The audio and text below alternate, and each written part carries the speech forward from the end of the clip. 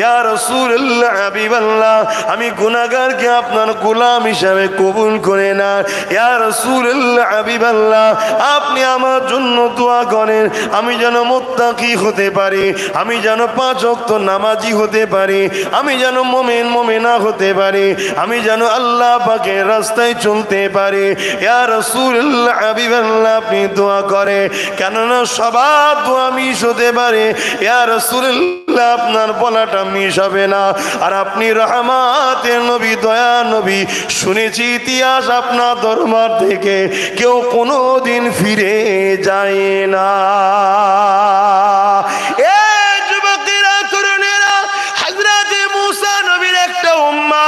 আমার নবী পাকের নামটা যখন তৌরাত কিতাবে পায় আহমদ সাল্লাল্লাহু আলাইহি ওয়াসাল্লাম সঙ্গে সঙ্গে আমার নবীর নামটাকে কেটে দিচ্ছে, কেননা সে মুসা নবীকে বড় ভালোবাসে। তিনার খানদানের লোকেরা মুসা নবীর অনুসারী ছিল, কিন্তু আমার নবী পাক চলে আসার পরে সমস্ত নবীদের রিসালাত নবুয়াতের দাওয়াত বন্ধ হয়ে গেছে। সবাইকে আমার নবীর গুণগান গাইতে হবে, কেন আল্লাহ কোরআনে ওয়াদা করে নিয়েছিল রূহের জগতে নবী আলাইহিস সালামদেরকে দাওয়াত দিয়েছিল। সমস্ত নবীরা হাজির হয়েছিল। আল্লাহ পাক কুদরতি ভাবে মিম্বার তৈরি করেছিল, কুদরতি ভাবে মিম্বার থেকে আল্লাহ খিতাব করতে লেগেছিল, এ আমার নবীদের রূহ আমি আল্লাহ তোমাদেরকে তেমন করে হিকমত দেব।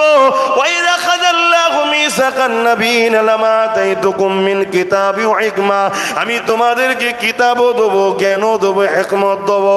তবে শুনে আমার দোস্ত আখিরি নবী যদি তোমাদের নবুয়ত চলাকালে তোমাদের কাছে পৌঁছে যায়, তোমরা নিজেদের দিনের দাওয়াত বন্ধ করে দিয়ে আমার বন্ধুর খেদমত করবে কি বলো? আমার বন্ধুর রিসালাতকে মেনে নিয়ে আমার নবীর পিছনে থাকবে কি বলো? সমস্ত নবীরা বলেছেন আল্লাহ আমরা কথা দিলাম তিনাকে আমরা সাহায্য করব, মেনে নেব। আমার আল্লাহ বা বলেছিলেন তোমাদের এই কথার উপরে আমি আল্লাহ সাক্ষী রয়ে গেলাম। যখন এই কথাটা কমপ্লিট হয়ে গেল একটা নূর এসে সমস্ত নবীদেরকে ছায়া করে দিল, যেমন মেঘ এসে ছায়া করে যায় ওইভাবে ছায়া হয়ে গেল। সমস্ত নবীদের রূহ বলেছিল আল্লাহ এটা কি? আমার আল্লাহ বলেছিল আমার নবীদের রূহ ইনি হলেন মুহাম্মদ রাসূল। পৃথিবীর বুকে শান্তি প্রতিষ্ঠিত করতে এসেছি এবং আমি মুহাম্মদ খোদ নিজে আল্লাহর দয়া হয়ে এসেছি। এ যুবকেরা, তরুণেরা, কিন্তু জালিম নিষ্ঠুর পাষাণেরা আমার নবী পাকের কথা শুনল না। তারা এমন করে মানুষকে ব্রেন ওয়াশ করিয়ে দিয়েছে, তারা দলে দলে আমার নবী পাকের দিকে পাথর ছুটতে লেগেছে। আজকেরও আমাদের জবানের জমিনেতে, আজকেও আমাদের এলাকায় কিছু ইসলামের দুশ্মন আছে। আমাদের ঘরের ছেলেগুলোকে এমনভাবে ব্রেন ওয়াশ করিয়ে দিয়েছে, আমাদের ঘরের ছেলেগুলো আমাকে গালি দেয়, আমাদের ঘরের ছেলেগুলো আমার বিরুদ্ধে ষড়যন্ত্র করে, আমাদের ঘরের ছেলেগুলো আমাকে সমালোচনা করে। কেননা এদের ব্রেনকে ওয়াশ করানো হয়েছে। সেদিনও ব্রেন তায়েফের বাচ্চাদের করা হয়েছিল। তারা এমন করে নবীকে পাথর মারতে লেগেছে, নবীকে ঢিল ছুটতে লেগেছে, নবীর উপরে আঘাত দিতে লেগেছে। এত মারা মেরেছিল আল্লাহ নবী রক্তাক্ত হয়ে জমিনের উপরে অজ্ঞান হয়ে পড়ে গেল। আল্লাহ নবী নূহ নবী দয়া নবীকে বড় বড় শয়তান গুলো আগিয়ে এসে নাকে হাত দিয়ে দেখতে লেগেছে মুহাম্মদ বেঁচে আছে কিনা। আল্লাহ নবী অজ্ঞান হয়ে রক্তাক্ত হয়ে পড়ে রয়েছে। এ যুবক, আল্লাহ ছাড় দিয়েছে তোমাকে আমাকে, ছেড়ে কিন্তু দেয়নি। কেন নবী আমার কত কষ্ট করে আল্লাহর বাণী প্রচার করেছে, সেই বাণীটা তোমার আমার কাছে জিম্মা দিয়ে গেছে। নবী আমার চলে যাবার সময় বলেছিল বাবারা আমি মুহাম্মদ তোমাদের কাছে 3টে জিনিস রেখে গেলাম। প্রথম নম্বর হলো কিতাবুল আল্লাহ পাকের কোরআন, দ্বিতীয় নম্বর হলো সুন্নাতে রাসূল নবীর সুন্নাহ, 3 নম্বর হলো আহলে বাইতি নবীর খানদান। মনে রাখবে কিয়ামতের শেষ দিন পর্যন্ত এই জমিনের উপরে কুরাইশ বংশ থাকবে, তাদেরকে তোমাদের পিয়ার করতে হবে, তাদের অনুসরণ করতে হবে, তাদেরকে ধরতে হবে। এটাও নবী পাকের আদেশ, মনে রাখবে। সুন্নাতে রাসূলের জীবন করতে হবে। সুন্নাত কোনটা বলা হয়? আমার নবী যেটা পছন্দ করেছে, আমার নবী যেটা নিজেও করেছে। আর একটা হলো কিতাবুল্লাহ, আল্লাহ পাকের বাণী। এই তিনটেকে রাসূল তোমার আমার কাছে রেখে গেছে। নবী বলেছে এই তিনটেকে মজবুত করে তোরা ধরে রাখবি, দুনিয়াতেও অসুবিধে হবে না, আখিরাতেও চিন্তা থাকবে না। আরো জোরে বলুন সুবহান। বাংলার মানুষ মন দিয়ে শোনো, বিভিন্ন জায়গায় সব থেকে ক্ষতিকারক এখন মুনাফিক। বিভিন্ন জায়গায় বিভিন্ন ভাবে হয়। বাংলায় একটা সবাই দাদা হুজুরকে ধরে আছে, এজন্য এখানেও টুকরো করার অনেক রকম ষড়যন্ত্র চলছে। আব্বাস সিদ্দিকীকে দেখে দাদা হুজুরকে ভালোবাসবে, ভুল হবে। দাদা হুজুরের জন্য আমাকে ভালোবাসো, এটা ঠিক হবে। বুঝাতে পারলাম? কেন ইমাম উনি, আমি নয়, ওনাকে ধরো। এইভাবে ষড়যন্ত্র চলছে। তাই বলবো, বসিরহাটের বড় মৌলানা আল্লামা রুহুল আমিন সাহেব চারটিখানি মানুষ ছিল না?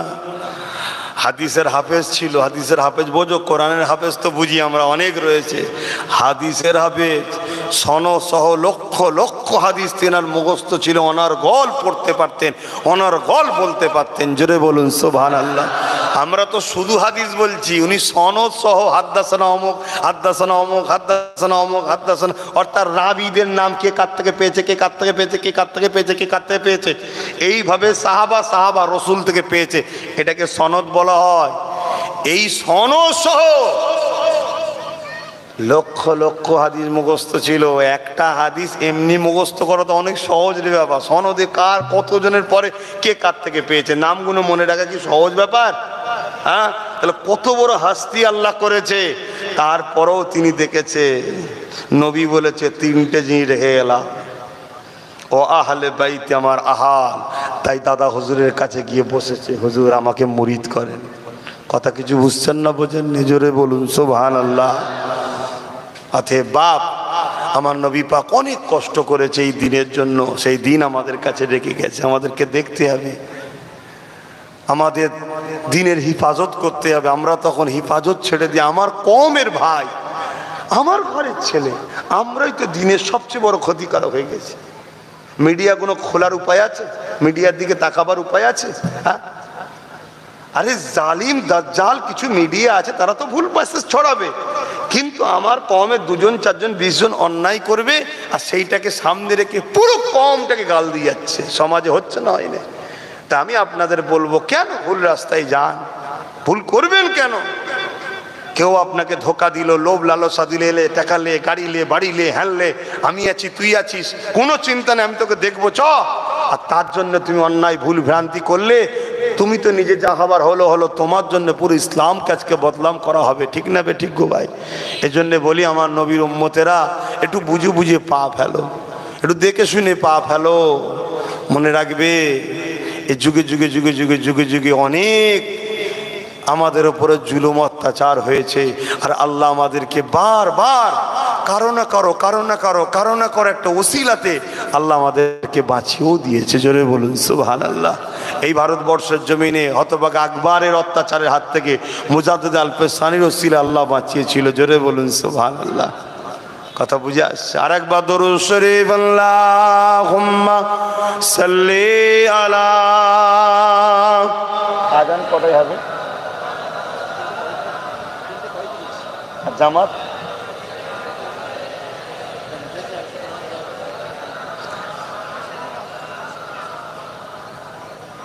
একটু আমাকে জানান, আজান কটায়, জামাত কটায়? কেন আমার তো 4টে বোন থাকার কথা, আপনারা কি করেছেন একটু জানান, না আবার সমালোচনা হবে। এলি সব দরুদ শরীফ, আল্লাহুম্মা। আচ্ছা, কি করবেন আজকের জন্য? কি 4টেই করবেন নাকি? একটু আলোচনা করুন, করে বলুন। ওয়ালা আলি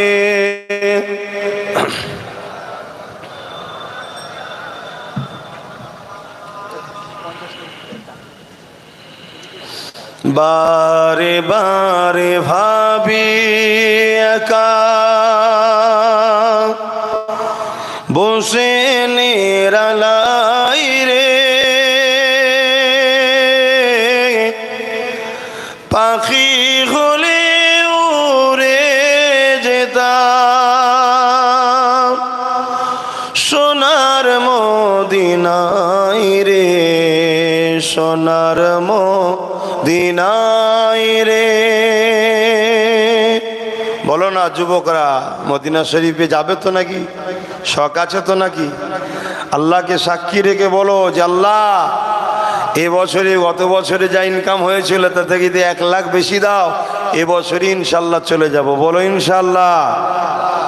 যাও এই বয়সে ঘুরে আসো একবার মদিনা শরীফে। হায় হায়, কি জায়গা, না গেলে বুঝিয়ে বলা যাবে না। আমিও কিতাবে পড়েছিলাম মদিনা মক্কা সম্বন্ধে, কিন্তু গিয়ে দেখেছি আসমান জমিনের পার্থক্য। পড়া আর শোনার থেকেও আরো লক্ষ কোটি কোটি গুণ শান্তি ও সুন্দর জায়গা। জোরে বলুন সুবহানাল্লাহ। আহা, ভাষাই বলা যাবে না।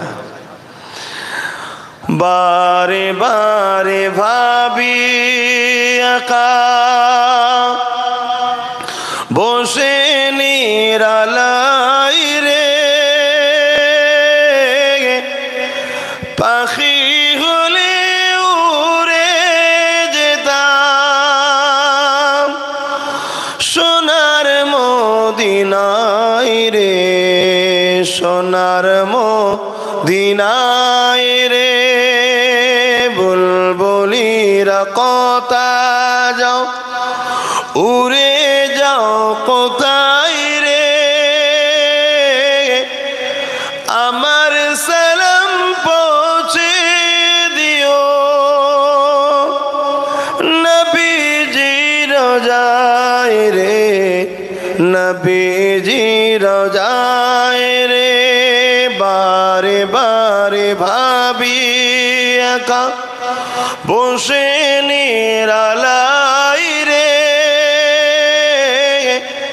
পাখি হলে উড়ে যেতাম সোনার মদিনায় রে, সোনার মদিনায় রে।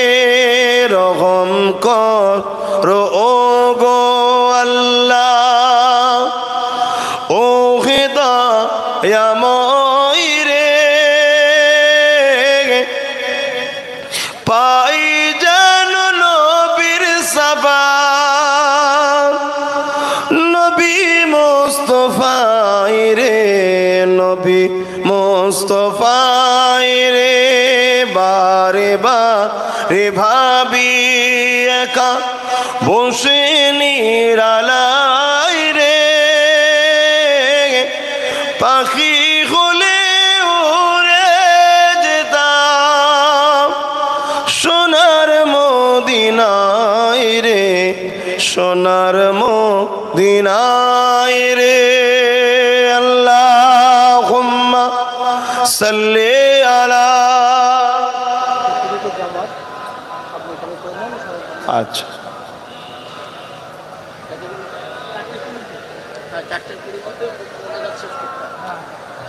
আমার বাপ জানেরা 4:20 জামাত হবে,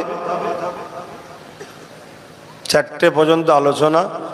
তারপরে আল্লাহ চাইলে আপনারা আস্তে আস্তে উজু করে নেবেন, রেডি হয়ে যাবেন। মসজিদ কোথায় আছে নিশ্চয়ই আপনারা জানেন, এলাকার মানুষ, যে সেখানে যে নামাজ আদায় করবেন, নামাজ ছাড়বেন না। আমার যুবক, নামাজ ছেড়ো না। আমার ভাই ইচ্ছা করে নাচারে হয়ে যায়, একটা বাহানা থাকবে যে আল্লাহ ব্যস্ত ছিলাম, ইচ্ছা করে ছেড়ে দিলে কি বলবে বলো? আমি জানি আমার আল্লাহ অনেক দয়ালু। সাবাকাত রহমাতি আলা গযাবি, আল্লাহ রহমত ও গজবের প্রতিযোগিতা, আল্লাহ রহমত ফার্স্ট হয়। জোরে বলুন সুবহানাল্লাহ। আমি জানি, কিন্তু শুনে রেখে দিও কিয়ামতের দিন আল্লাহর নাম হবে কিন্তু কাহার, কঠিন করা। আল্লাহ পাকের সেই দিনের যে জালাল থাকবে, ওটা দেখে নবীরা পর্যন্ত থরথর করে কাঁপবে আর বলবে নাফসি নফসি নফসি নবীরা, যিনারা বেগুনা মাসুম, যিনাদের কোনো গুনাই নেই, জোরে বলুন সুবহানাল্লাহ, তিনারা পর্যন্ত, ফেরেশতারাও পর্যন্ত সব খামোশ। কিন্তু যখন আমেনা লাল আল্লাহর আরশ আজিমের নিচে যে দাঁড়াবে, চেহারা দেখার সাথে সাথে আল্লাহর রাগ ঠান্ডা হয়ে যাবে, জোরে বলুন সুবহানাল্লাহ। আরো জোরে বলা যাবে না?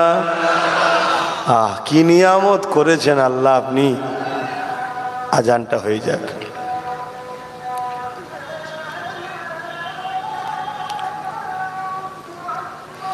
আল্লাহু আকবার, আল্লাহু আকবার।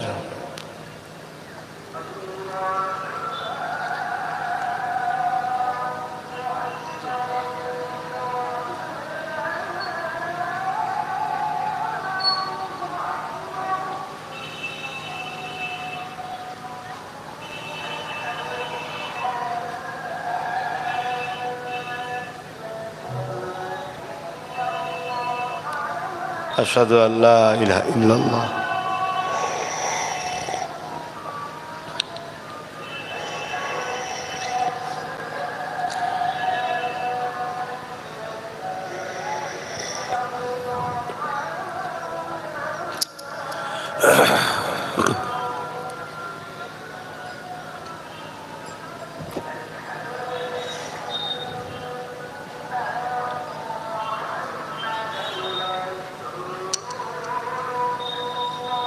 সাল্লাল্লাহু আলাইহি ওয়াসাল্লাম।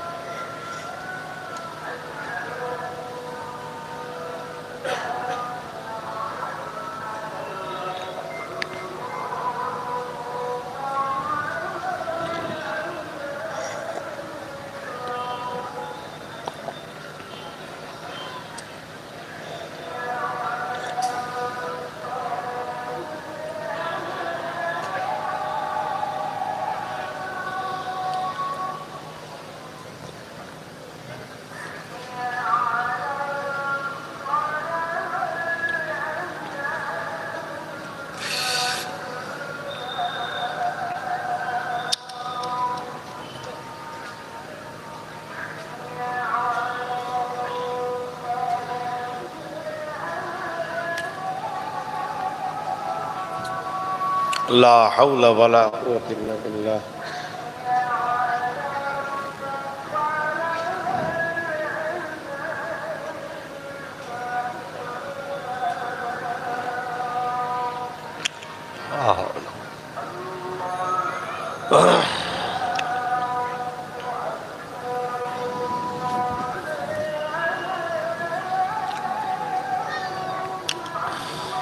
আল্লাহু আকবার, আল্লাহু আকবার।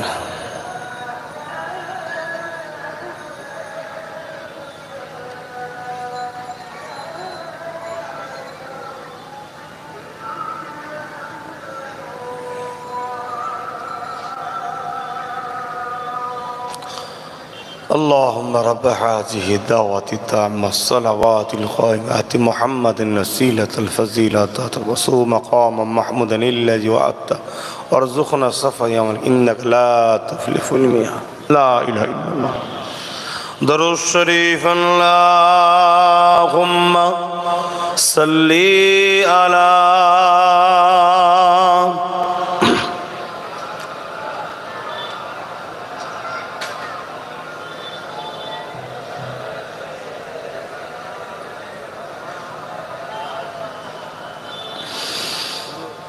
خدا کی عظمت کیا ہے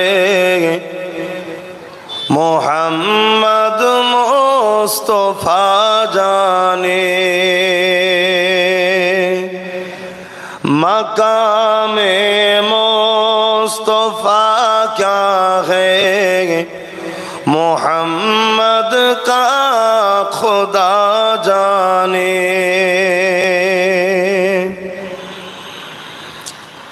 ہمیں تو سرخ رو ہونا حیا کا کے نگاہوں میں ہمیں تو سرخ رو ہونا حیا کا کے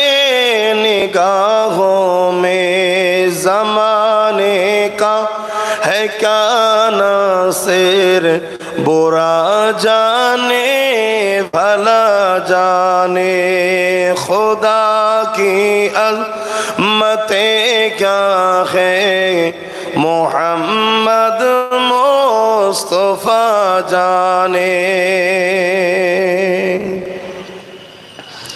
मदीने हाजरी के मांगते रहना दुआ यारो,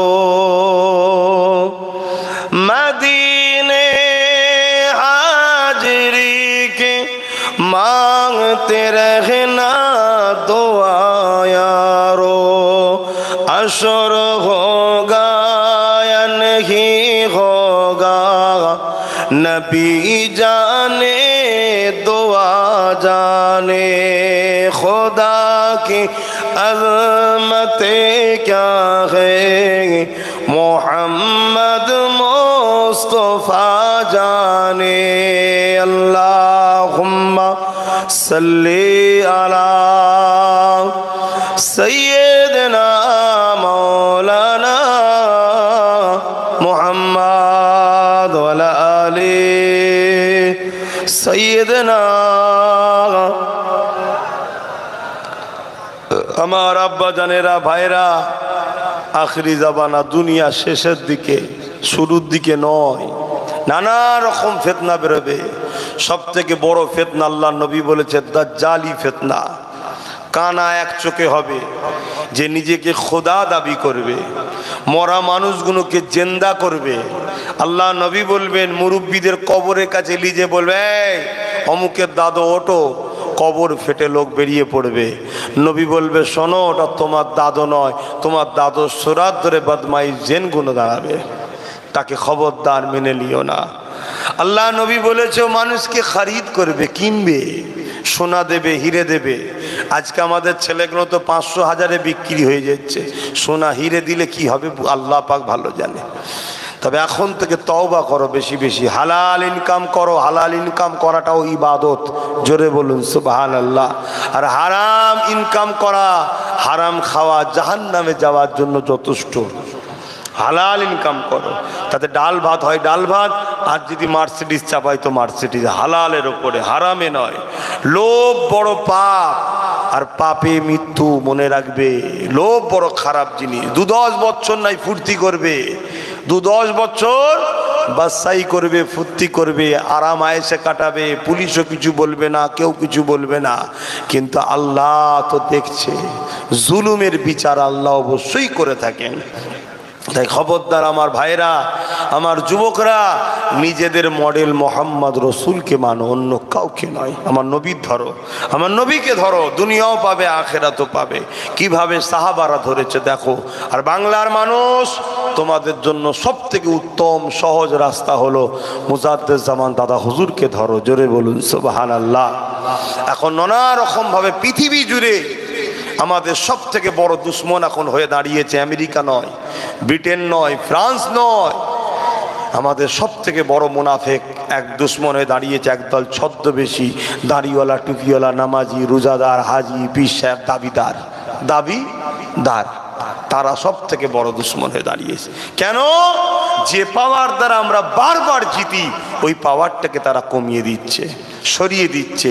যে পাওয়ারে বদরে জিতেছিলাম, তরোয়াল দিয়ে নয় তো, অস্ত্র দিয়ে নয় তো, ক্ষমতার জোরে নয় তো, লোক বলে নয় তো। কেন? বদরে আমাদের ছিল কি? খাজুরের ডাল ছিল, 313 জন ছিল, ওদের তো সব ছিল, তারপরেও জিতেছি। যে পাওয়ারে, সে পাওয়ারটা হলো নবীর প্রেম, ভালোবাসা, আদব, অর্থাৎ ঈমান। জোরে বলুন সুবহানাল্লাহ। এই ভারতবর্ষের জমিনে এক মঈনুদ্দিন আজমিরি পুরো জালিম স্বৈরাচারী শাসকের বিরুদ্ধে লড়াই করেছে একা। সব তার দিকে জাদুঘর নিয়ে এসেও গরিবের নওয়াজকে জাদু করতে গেছে, আগুনের বান মারতে গেছে, তথাপিও পারেনি। কেন? গরিবের নওয়াজের কাছে ওই পাওয়ার ছিল। কি পাওয়ার? নবীর প্রেম, আদব, ভালোবাসা, যেটাকে বলা হয় ঈমান। জোরে বলুন সুবহানাল্লাহ। আল্লাহ নবী বললেন আখরি জামানায় আমার উম্মতিরা খুব মার খাবে, খুব মার খাবে। খাচ্ছি না, খাইনি। বলুন বলুন, পৃথিবীর দিকে খোঁজ রাখেন, চাসনিয়ায় আমরা মার খাচ্ছি, বাসনিয়ায় মার খাচ্ছি, ইরাকে মার খাচ্ছি, রোমে, সিরিয়ায় মার খাচ্ছি, প্যালেস্টাইনে মার খাচ্ছি, আমার দেশে তো যেখানে সেখানে মার খাচ্ছি। কেউ ট্রেন থেকে, কেউ ছাদ থেকে যা খুশি করে ফালছে, মেরে দিচ্ছে, ফটো তুলে আবার সেলফি করছে মারতে মারতে। কোনো বিচার হচ্ছে? আল্লাহ নবীর কথা মিলছে না মেলেনে? সমাধান আছে না নাই? যে জন্যে মার খাবে বলেছিল ওই দুটো ছেড়ে দাও না, মার খাওয়া বন্ধ হয়ে যাবে। আমি বলে যাচ্ছি, যদি বিশ্বাস রাখো, মুখ আমার কথা রাসূলুল্লাহর, মেনে নাও। আল্লাহ নবী বলেছে দুটো কারণে মার খাবে। একটা হলো কি, আমার উম্মত লুবি হয়ে যাবে। লুবি, এক কাপ চায়ের জন্য আলেমের গীবত করে এই মুসলমান, এক কাপ চায়ের জন্য নবী বংশের আওলাদদেরও গীবত করে এই মুসলমান। আছে না নাই? বলেন বলেন, আছে না নাই? আপনি না করলে গীবত, তার সঙ্গে তো আত্মীয় আপনার আছে। আবার আপনি গীবত করেন না তো কি হয়েছে, তার সাথে আবার বন্ধুত্ব আছে আপনার। সেই একই ক্যাটাগরিতে তো পড়ে যাচ্ছি। দুশ্মনী করা আর দুশ্মনকে সাপোর্ট করা এক না আলাদা? এই যে মুরব্বী বাপটা বসে আছে, ইনাকে আপনি ছোট বড় কথা বলবেন, আর ইনার ছেলে যদি আপনার সঙ্গে মেশে, ইনি কষ্ট পাবে না পাবে না? বলেন বলেন, দুঃখ পাবে। আরে তুই আমার কিরম ছেলে রে, আমাকেও গালি দেয়, তুই মিশিস। তাহলে আপনি ভাবুন, নবী বংশের আওলাদ এবং আল উলামা ওয়ারাসাতুল আম্বিয়া, নবীর ওয়ারিস আলেমরা, তাদেরকে গালিগালাজ দেবে যারা, তাদের সঙ্গে মিশবে, উঠা বসা করবে, তাদেরকে যারা গোলাম বানাতে চায়, যারা মসজিদ মাদ্রাসা শেষ করে দিতে চায়, তাদের পিছনে ঘুরে বেড়াবে, এতে আল্লাহ ও রসুল খুশি হবে মনে হচ্ছে? ভাবেন, এগুলো তো দায়িত্ব আমাদের ভাবানো। এ তার বাচ্চা নয় যে বাবা গাল টিপে ওষুধ খেয়ে দিলাম রোগ হয়েছে। এগুলো ভাবার জিনিস। আল্লাহ নবী কি বললেন? লুভি হয়ে যাবে। এই লোভ আমাদেরকে শেষ করছে। কতটা শেষ করছে? নামাজি, হাজি সাহেব, মুফতি সাহেব, মৌলানা সাহেব, সব সাহেব কম বেশি, হয়তো রিয়ার করেনে মানবো, কিন্তু বেশিরভাগটাই সামান্য ভিক্ষা লিবার জন্য পরিবারের স্ত্রীগুলোকে বাইরে বার করে দিয়েছে। কি গো, করেছে না করেনি? বলুন কেন? একটা কারো বক্তব্য ছিল না মুখে, আরে যা দেবেন আমার মায়ের নামে, আমার বেটির নামে, আমার স্ত্রীর নামে, আমার মেয়ের নামে, কেন আমি গেলে এলে হবে না? না, ওই মেয়েকেই আসতে হবে। কেন? ওরা জানে ইসলামে পর্দা ফরজ। অতএব পর্দা থেকে যদি নারীগুলোকে না বার করা যায়, তাহলে নারীদের হাতের দোয়া আল্লাহ কবুল করে নেবে। তাহলে আমরা যে শেষ করতে চাইবো, করতে পারবো না। মাথায় ঢুকছে? তাহলে ভাবুন ভাবুন, আর সমাজের বুকে এই নিয়ে কোনো আলেম ওলামা মুফতির এই বিরুদ্ধে ফতোয়াও নাই, এর বিরুদ্ধে কোনো আলোচনাও নাই। কেন নাই? আকসার বিক্রি হয়ে বসে আছে। যেমন হতভাগা আকবরের কাছে বিক্রি হয়ে গেছিল, মুজাদ্দিদ আল পেশানি ময়দানে গিয়ে দেখছে আমার দিকে গুটি কত, সব আকবরের দিকে। কেন? আকবরের দিকে মিলিটারি আছে, বন্দুক আছে, ক্ষমতা আছে, শাসক আছে, সব চলে গেছে। মুজাদ্দিদ আল পেশানি গিয়ে দেখছে গুটি কত বয়স্ক মানুষ বা প্রবীণ আলেম আল্লাহওয়ালা লোক আমার মুজাদ্দিদ আল পেশানির পিছনে দাঁড়িয়ে আছে। হুজুর কি হবে হুজুর? এই কটা লোক। মুজাদ্দিদ আল পেশানি বলছে, কেন নবীর কথা শুনুনি? তোমরা তো আলেম, আল্লাহ নবী বলেছেন তোমরা যদি দুনিয়ায় একজন হকের পক্ষে থাকো। কজন? একজন।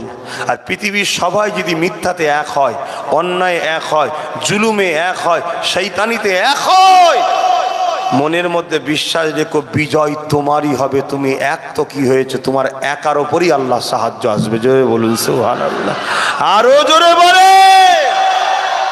আপনারা বলবেন জি হুজুর, জি হুজুর। ব্যাস, গুটি কত মানুষ একদিকে রয়ে গেল, হুজুর হাত তুললেন, বাকিরা আমিন আমিন করছে। আল্লাহ সব ওই দিকে, আমরা গুটি কত। দুনিয়ার এই সবাই যদি ওই দিকে হয়ে যায় অসুবিধে নেই, আপনি যেন ওই দিকে না হয়ে যান। আপনি আমাদের দিকে থাকলে আলহামদুলিল্লাহ।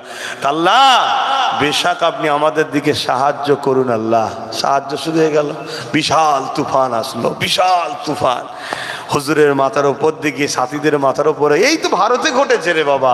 হতবাগ আকবর তার বাহিনী টাহিনীকে নিয়ে আল্লাহ নাম নিশানা মিটিয়ে দিল। জোরে বলুন সুবহানাল্লাহ। আল্লাহর উপরে ভরসা রাখো আমার ভাইরা। নামাজ পড়ো, সেজদা দাও। আমি বারবার বলছি সেজদা দাও। তাহলে এক নম্বর কি বললো? লোভ। দ্বিতীয় নম্বর নবী বললেন আমার উম্মতের মৃত্যুর ভয় এসে যাবে। কিসের? বলুন। মৃত্যুর ভয় এসে যাবে। আমাদের মধ্যে ভয় ঢুকে গেছে, আর এই ভয়টা ঢুকানো হচ্ছে। দেখুন আপনি কতটাই হাদিসকে জানেন আমি জানি না, আপনারা কতটাই হাদিসকে জানেন আমি জানি না, কিন্তু যারা আপনার ইসলাম ও আপনাদের মিটাতে চায় তারা এই হাদিসকে নিয়ে অ্যানালাইসিস করেছে, করার পরেই তো আপনাকে ভিক্ষা দিচ্ছে। লুবি বানাচ্ছে কেন? মোহাম্মদ বলেছে আমার উম্মত লুবি হলে ধ্বংস হবে, অতএব থেকে লুবি বানাতে হবে। শুনছেন না শোনেন নে? আর মোহাম্মদ রসুল বলেছে আমার উম্মত ভয়ের কারণে শেষ হবে, তাই তারা মাছ আর ভিডিও করে দেখাচ্ছে তা আমরা ভয় করি। শুনছেন না শোনেন না? তাহলে তারা কতটাই হাদিসের উপর রিসার্চ করছে দেখেছেন। কিন্তু আমরা আমার দিন সম্বন্ধে জানি না। আমরা কখনো বইটা নবীর জীবনীটা পড়ে খুলে দেখিনি। এখানে বলুন যুবকরা বই পড়েন, নবীর জীবনী পড়েন না? আমার কথায় কষ্ট নিচ্ছ নাকি? তোমাদেরকে ভালোর জন্য বুঝাচ্ছি ভাই, পরিবর্তন হও, পরিবর্তন হও। আজ থেকে 100 বছর আগে তোমরা পৃথিবী শাসন করতে, তোমরা 100 বছর আগে তোমাদের দরে আমেরিকা এসে দাঁড়িয়ে থাকতো, ফ্রান্স এসে দাঁড়িয়ে থাকতো, ব্রিটেন এসে দাঁড়িয়ে থাকতো, তোমাদের দরে বাদশাহ আব্দুল হামিদ, সুলতান আব্দুল হামিদ তখন ছিল। ইজাজত দিলে দরজা খুলতো, দেখা হতে 2-10 মিনিট, এই যাও জি জাহাপানা, মাথা হ্যাট করে চলে যেত। 100 বছর আগে। এই 100 বছরের মধ্যে সব থেকে বড় ফিতনা যেটা দাঁড়িয়েছিল মুনাফিক। আর মুনাফিককে তৈরি করেছিল ব্রিটেন সর্বপ্রথম। একজন লোককে আওলাদে রসুল বানিয়ে, একজন লোককে আওলাদে রসুল সৈয়দ জাদা করে দিল, খালিকা মাকাই করে দিয়ে তার থেকে শুরু হলো ফেরকা, মুসলমানদের মধ্যে ডিভাইড শুরু হয়ে গেল। তো বাংলার মানুষ আব্বাস সিদ্দিকীকে পছন্দ যদি নাও হয়, হাত জোর করে বলে যাচ্ছি সরে যাও, কিন্তু দাদা হুজুরের ওপরে যেভাবে এক হয়ে আছে এক হয়ে থাকো। কেন এখানে আলেম ওলামাদের ঘরেও কিনা হচ্ছে, কিনে টুকরো টুকরো করার প্ল্যান চলছে। তোমরা আছো 100 জন এক বাড়িতে এক জায়গায় থাকলে তোমাদের কেউ কিছু করতে পারবে না, কিন্তু 100কে যদি 4 ভাগ 5 ভাগ করে দেওয়া হয়, কিছু বুঝছো আমার ভাইরা? একটু বোঝো, আমি তোমাদের ভালোবাসি বলে বুঝাচ্ছি। তো মনে রেখে দেবে, যারা তোমাদেরকে মিটাতে চাইছে তারা কিন্তু আমার দুশ্মন তৈরি হচ্ছে। কেন? আমি তোমাদেরকে বুঝাচ্ছি বলে। তাই চলো, দুনিয়া সবার সঙ্গে লড়তে রাজি আছি। আমিনার লালের ভালোবাসার মানুষগুলোকে বাঁচাবার জন্য সবার সঙ্গে লড়তে রাজি আছি। কিন্তু তোমরা যদি আমাকে ভুল বোঝো, আমাকে যদি গালি দাও, আমার যদি কথা না